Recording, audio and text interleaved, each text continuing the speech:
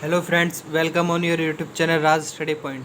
आज हम history class 7 chapter 10 18वीं शताब्दी में नए राजनीतिक गठन।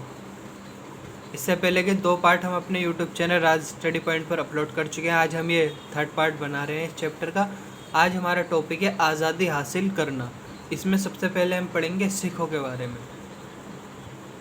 अध्याय 8 में आपने पढ़ा कि 17वीं शताब्दी के दौरान सिख एक राजनीतिक समुदाय के रूप में गठित हो गए थे। 17वीं शताब्दी में क्या हुआ कि सिख जो थे वो एक राजनीतिक समुदाय के रूप में गठित हो गए थे। इससे पंजाब के क्षेत्रीय राज्य निर्माण को बढ़ावा मिला। जब सिख राजनीतिक समुदाय के रूप में गठित हो गए तो पंजाब के क्षेत्रीय राज्य निर्माण को क्या हुआ, बढ़ावा मिला।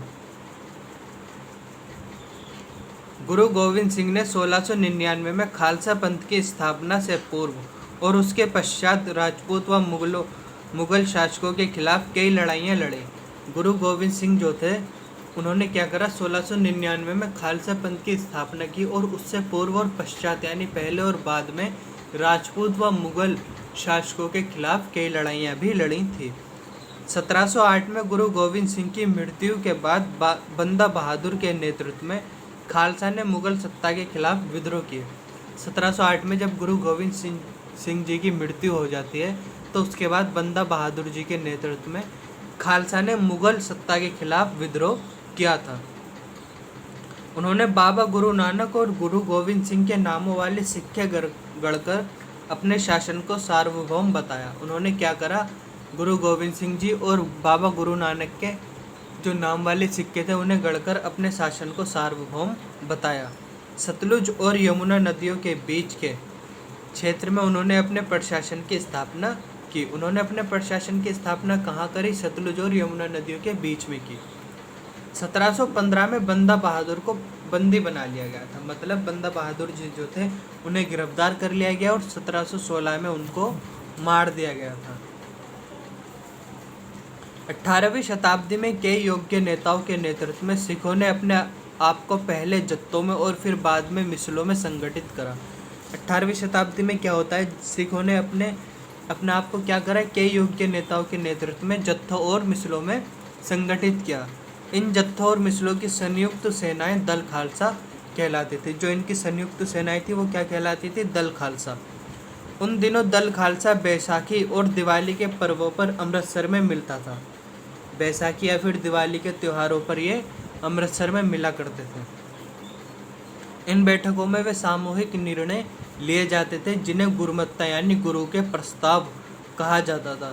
सिखों ने राखी व्यवस्था स्थापित की। राखी व्यवस्था क्या थी, जिसके अंतर्गत किसानों से उनकी उपज का 20% कर के रूप में लेकर बदले में उन्हें संरक्षण प्रदान किया जाता था।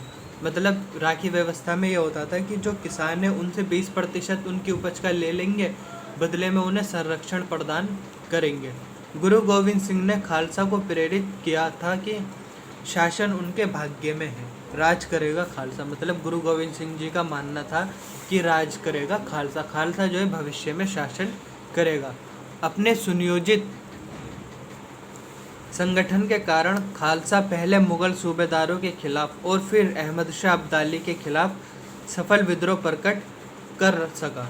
अहमद शाह अब्दाली ने मुगलों से पंजाब का समृद्ध प्रांत और सरहिंद की सरकार को अपने कब्जे में कर लिया था।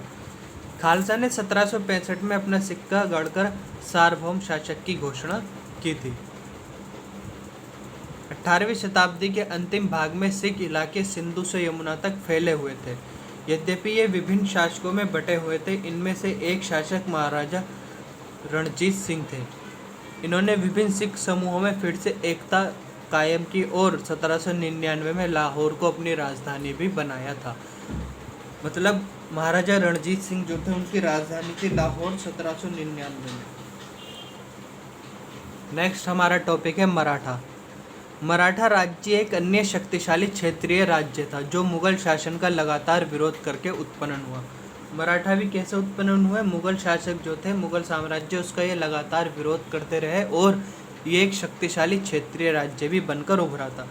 शिवाजी ने शक्तिशाली योद्धा परिवारों देशमुखों की सहायता से एक स्थायी राज्य की स्थापना की। शिवाजी जो थे मराठा महान सेनापति थे ये, और इन्होंने एक शक्तिशाली योद्धा परिवारों की सहायता से स्थायी राज्य की स्थापना भी की थी।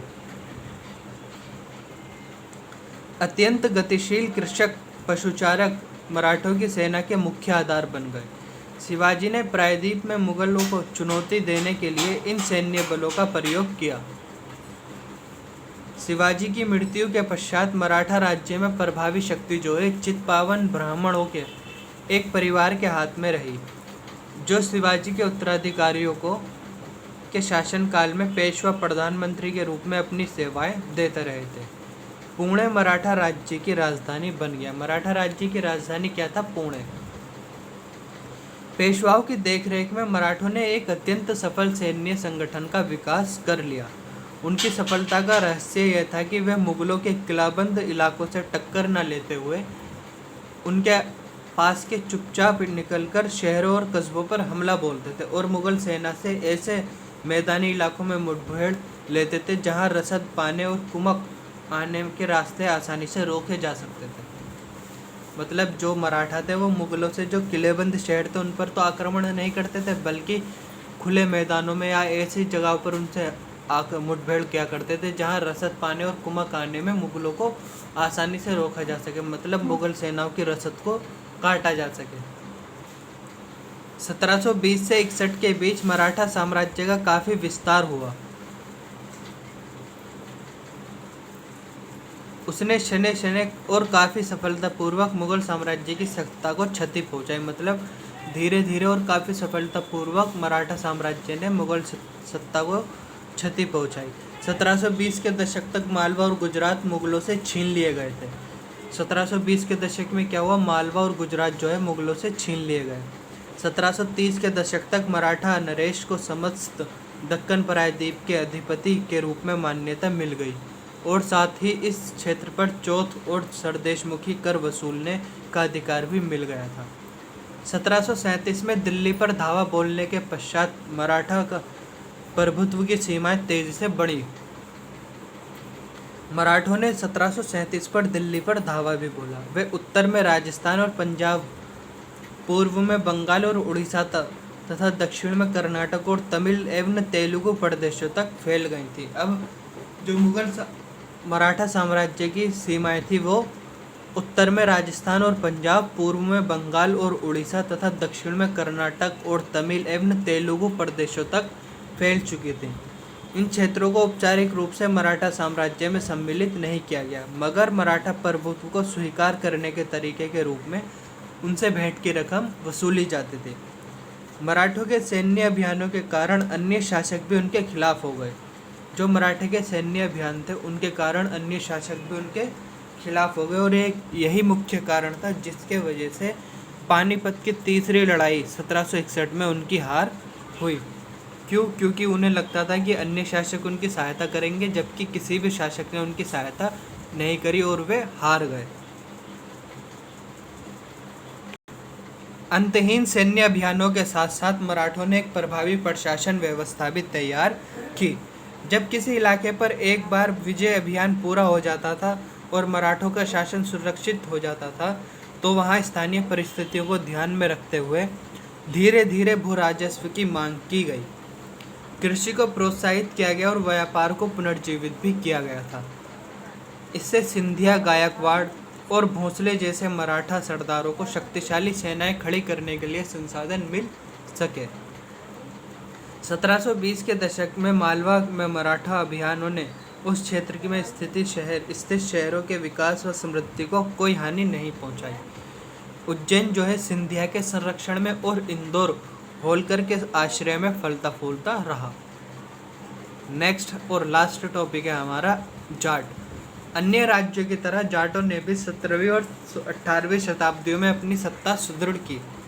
अपने नेता चूड़ामन के नेतृत्व में उन्होंने दिल्ली के पश्चिमी में स्थित क्षेत्रों पर अपना नियंत्रण कर लिया।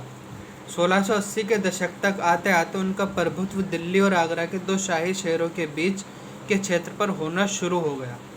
वस्तुतः कुछ अरसे के लिए वे आगरा शहर के अभिरक्षक ही बन गए थे। जाट जो थे कुछ समय के लिए आगरा शहर के अभिरक्षक ही बन गए थे।